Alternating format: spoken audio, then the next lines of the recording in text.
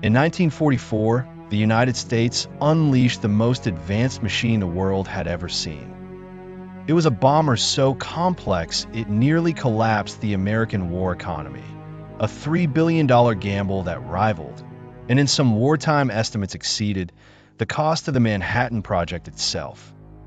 At a price tag of roughly $639,000 per aircraft, nearly $11 million today, the United States wasn't just building a plane. It was issuing an industrial ultimatum. This is the story of the B-29 Superfortress, one of the most important aircraft of World War II and the blueprint for the next 50 years of aviation.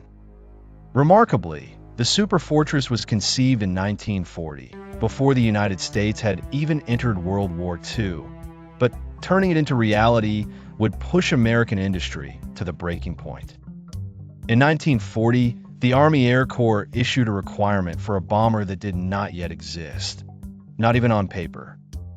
It needed to fly farther, carry more, operate higher, strike targets half a world away, and defend itself with heavy defensive armament and a fully coordinated crew. Boeing's radical Model 345 won the competition, selected over designs from Lockheed, Douglas, and Consolidated Aircraft to become the most advanced bomber ever attempted. From drawing board to combat would take barely 4 years, an almost reckless pace for what would become the most complex integrated weapons system ever built. By 1942, the United States was fighting a global war on two fronts. In Europe, American bombers were already deep over Germany. In the Pacific, the war against Japan had become a logistical nightmare.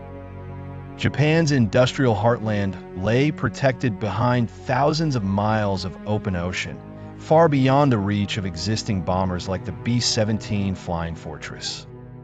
To win, the United States would need to shrink the globe itself, turning thousands of miles of ocean into a single flight path.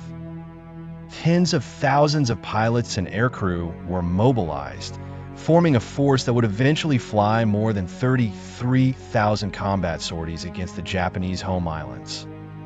What emerged was not merely an aircraft, but a flying laboratory, a 100-foot-long silver giant, crewed by 11 specialists and built to operate where no bomber had ever flown before. Inside its pressurized hull, the pilot, co-pilot, navigator, bombardier, and flight engineer operated in a climate-controlled environment at altitudes where earlier bomber crews froze and suffocated. Behind them, a radio operator, radar observer, and 3 gunners manned the aircraft's defenses. These crews occupied separate pressurized compartments, connected by a narrow 35-foot tunnel that forced airmen to crawl over the bomb bays on a wheeled trolley while the aircraft thundered through the stratosphere. This was not just a bomber. It was a flying machine that thought in systems, where computation, coordination, and warfare merged into one unprecedented design. The B-29 carried 5 remote-controlled turrets mounting 10.50 caliber machine guns, all linked to an analog fire control computer. A single gunner could track and engage enemy fighters across multiple turrets simultaneously. No bomber before it possessed anything remotely comparable. Yet this technological marvel came at a lethal cost. The Superfortress was rushed into production before its flaws were fully purged, pushed into service years before it was truly ready, because the war could not wait. Its Forwright R-3350 engines were masterpieces of power, but their magnesium components were dangerously volatile.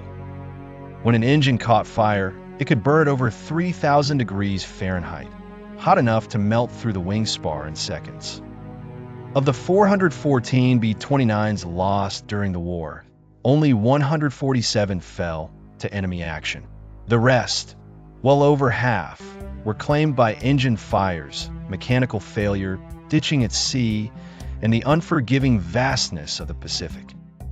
One pilot later recalled that every takeoff felt like a coin flip between reaching the sky or losing the aircraft before it ever left the ground. Some crews would quietly say a prayer on the runway as all 4 engines roared to life. Building the Superfortress nearly broke American industry, forcing entire factories, supply chains, and cities to be reshaped around a single aircraft. Boeing served as the prime contractor, but no single company could manage the scale alone. Hundreds of subcontractors across the country were pulled into the effort. Entire factories were constructed in Wichita, Omaha, and Marietta, employing more than 250,000 workers. Cities expanded around assembly lines.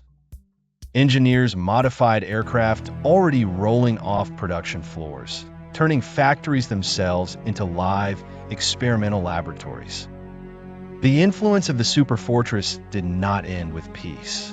It became the backbone of early Cold War air power, and proved so advanced that the Soviet Union copied it almost bolt for bolt, creating the Tu-4.